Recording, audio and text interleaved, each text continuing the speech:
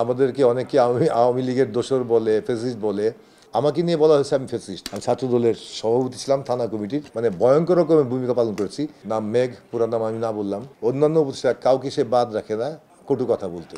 কত বড় মানে বেয়াদব যে ফ্যাসিস্টের সাথে সহযোগিতা করা, অথর্ব করার জন্য অপচেষ্টা চালিয়েছেন। কিছু প্রার্থী ছিল আমাদের মধ্যেই, এরা মানে চলচ্চিত্র মানুষদের বাইরের মানুষ জানে, যাদেরকে নিয়ে একটু প্রশ্নের সম্মুখীন হয়েছিল যে ফ্যাসিস্টের সাথে সহযোগিতা করা, ছাত্র আন্দোলনের বিপক্ষে দাঁড়ানো, এগুলি ছিল।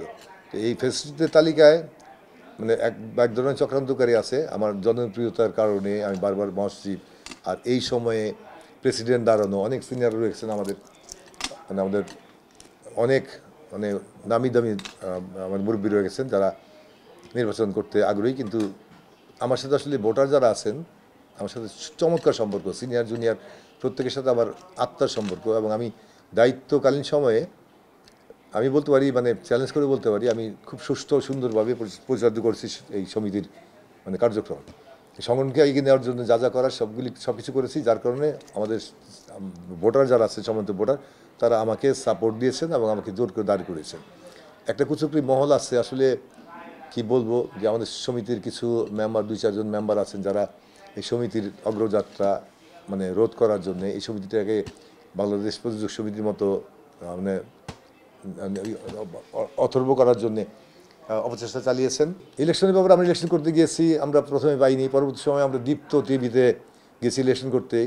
তা আমাদের এখানে একটা মেম্বার আছে, আমাদের দুর্ভাগ্য যে এমন মেম্বার আমরা প্রযোজক সমিতি নিয়েছিলাম, কীভাবে নিয়েছিলাম আগে বুঝতে পারিনি। তো নাম মেঘ, পুরা নাম আমি না বললাম।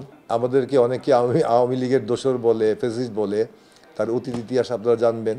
সে বগুড়া কাহালু না কোন এলাকা থেকে আওয়ামী লীগের নমিনেশন চেয়েছিলেন, সাংস্কৃতিক জোট বা আওয়ামী সাংস্কৃতিক জোট কোনো ইয়ে থেকে নমিনেশন না পাওয়ার পরে যখন বিএনপি 2024 সালে নির্বাচন মানে বর্জন করেছিল, তখন সে কবুতর মার্কায় নির্বাচন করছে, গণতন্ত্রী পার্টি না গণতন্ত্র পার্টি থেকে এটা আছে।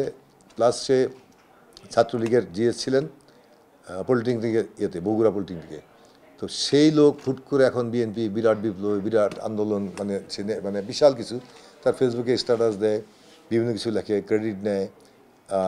তার ফেসবুকে পোস্টে লাইক কমেন্ট খুব একটা সংখ্যা নাই। এটা দেখলেই বোঝা যায় তার কতটুকু দূরত্ব আছে এবং সে কত বড় মানে বেয়াদব যে আমাদের মাননীয় প্রধান উপদেষ্টা থেকে আরম্ভ করে অন্যান্য উপদেষ্টা কাউকে সে বাদ রাখে না কটু কথা বলতে। আর আমি বিশেষ করে আমার বিরুদ্ধে যেসব নিউজ করেছে, কথা বলছে, আমি কোনো কথা নিয়ে কোনো কর্ণপাত করিনি, কারণ তার কথা কর্ণপাত করলে সে অনেক উপরে উঠে যাবে। আজকে বলছি এই কারণে, আমি চাই যে এইগুলি প্রচারণা হোক। আমাকে নিয়ে বলা হয়েছে আমি ফ্যাসিস্ট। আমার রাজনৈতিক বর্ণাঢ্য ইতিহাস আছে ছাত্র রাজনীতির। আমি পরিষ্কার করে বলতে চাই, আমার এখানে বাংলাদেশের গোয়েন্দা সংস্থা আছে, ডিজিএফআই, এনএসআই, যা যা আছে গোয়েন্দা সংস্থা, তারা প্রত্যেকে আমার খোঁজ নিক। আমি জীবনে এই চলচ্চিত্র পরিচালক সমিতিতে আসার পর 2003 সাল থেকে 2 সাল থেকে এই পর্যন্ত কোনো দিন কোনো রাজনৈতিক সংগঠনের সাথে জড়িত ছিলাম কি না।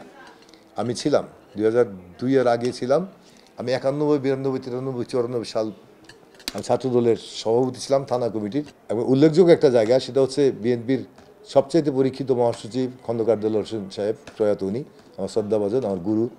তার নির্বাচনী এলাকা ঘিউর, দৌলতপুরের ঘিউর থানার আমি ছাত্রদলের প্রেসিডেন্ট ছিলাম। এবং আমার সংগ্রামী অতীত আছে, ইতিহাস আছে ছাত্র রাজনীতির জন্যে, ছাত্র দলের জন্যে, বিএনপির জন্যে। আমি অনেক মানে ভয়ঙ্কর রকমের ভূমিকা পালন করেছি, যেটা ওই জায়গায় খবর নিলে পাওয়া যাবে বা অন্যান্য সোর্সে খবর নিলে পাওয়া যাবে। আমি এফডিসিতে আসার পর চেয়েছিলাম যে আমি সাংস্কৃতিক পরিমণ্ডলে আছি, আমি সংস্কৃতি কর্মী হিসেবে থাকতে চাই, রাজনৈতিক কর্মী আর হবো না, থাকবো না, আমি সৃষ্টিশীল কাজ করতে চাই। যার কারণে আমি রাজনীতি বাদ দিয়েছিলাম এবং এখন পর্যন্ত আমি কোনো রাজনৈতিকভাবে সম্পৃক্ত না।